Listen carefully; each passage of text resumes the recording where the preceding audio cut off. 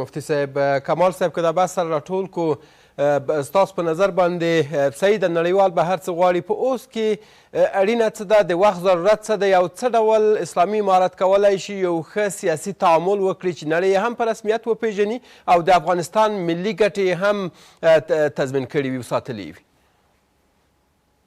ګوره دوی مشکل دا دی چې داسې 15 شل یا 50 مشران طالبان کېناسته حکومت یې جوړ کړ، دوی ته مشروعیت ورکوي او میلیونونه انسانانو یا لک یا 50,000 انسان چې رایې ورکړله یو سیستم راغو هغې ته مشروعیت نه ورکوي. ګوره یو خبره خو دا ده چې د طالبانو مشروعیت خنډ چې دی خپله طالبان د دوی پالیسي ده، د دوی خارجه پالیسي ده، د دوی داخله پالیسي ده، د دوی نړۍ سره تعامل دی، خپله دوی د دوی خنډ دي. نه اشرف غني شته دلته اوس، نه تیر حکومت شته، نه کم چارواکی شته، نه ولس د دوی په مقابله کې هغه کېږي.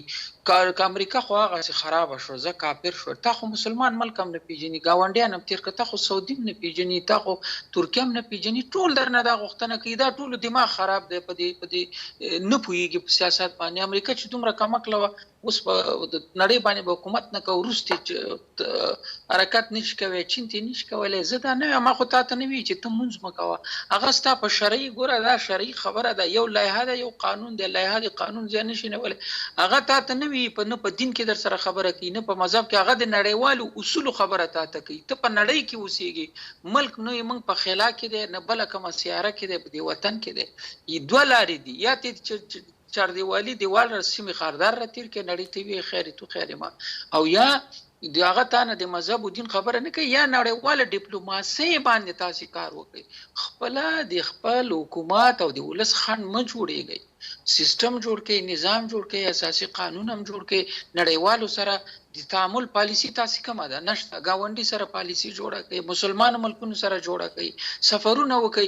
یو په متقي باندې ته حکومت نشي کولی، په یو متقي دی ټول اړخونه وي. اسلامي ممالکو ته علما لکه همدا مفتي صاحب باندې خلک دی راولي، دا خو ټول مولا پلانې، مولا بستانې، مولا پلانې، مفتیان دی راولي، عالمان دی راولي، کینې سیاستمداران دی راولي. اسلامي ملکو ته د بیله پالیسي جوړ کړي، کافرو ته د بیله جوړه کړي، ګاونډي ته د جوړه کړي. دوی هېڅ پالیسي نه لري. نړیوال حیران دي چې په کومو شرایطو دا ومنو، په کومو شرایطو دوی سره مرسته وکړو. او ډېره مننه کوم کور ودان کمال صاحب.